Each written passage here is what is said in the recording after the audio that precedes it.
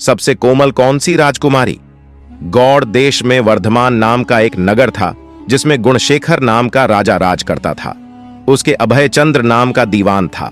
उस दीवान के समझाने से राजा ने अपने राज्य में शिव और विष्णु की पूजा, गोदान, भूदान, पिंडदान आदि सब बंद कर दिए।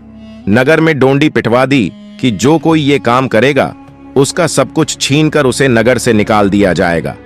एक दिन दीवान ने कहा, महाराज, अगर कोई किसी को दुख पहुंचाता है और उसके प्राण लेता है तो पाप से उसका जन्म मरण नहीं छूटता, वह बार बार जन्म लेता और मरता है।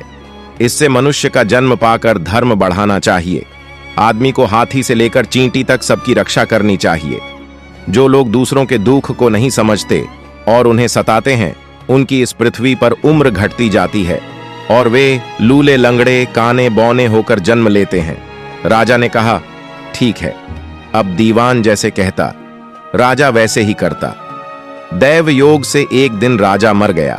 उसकी जगह उसका बेटा धर्मराज गद्दी पर बैठा। एक दिन उसने किसी बात पर नाराज होकर दीवान को नगर से बाहर निकलवा दिया।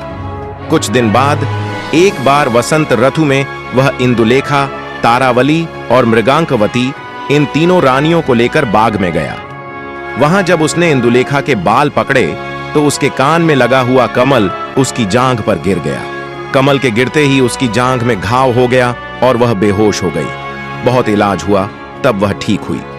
इसके बाद एक दिन की बात कि तारावली ऊपर खुले में सो रही थी। चांद निकला।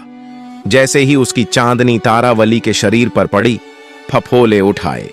कई दिन के इलाज के बाद उसे आराम हुआ।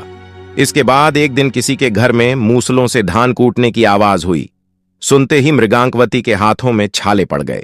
इलाज हुआ, तब जाकर ठीक हुए। इतनी कथा सुनाकर बेताल ने पूछा, महाराज बताइए, उन तीनों में सबसे ज्यादा कोमल कौन थी? राजा ने कहा, मृगांकवती, क्योंकि पहली दो के घाव और छाले कमल और चांदनी के छूने से हुए थे। तीसरी ने मूसल को छुआ भी नहीं और छाले पड़ गए, वही सबसे अधिक सुकुमार हुई। राजा के इतना कहते ही बेताल 9-2-11 हो गया। राजा बेचारा फिर मसान में गया और जब वह उसे लेकर चला तो उसने एक और कहानी सुनाई।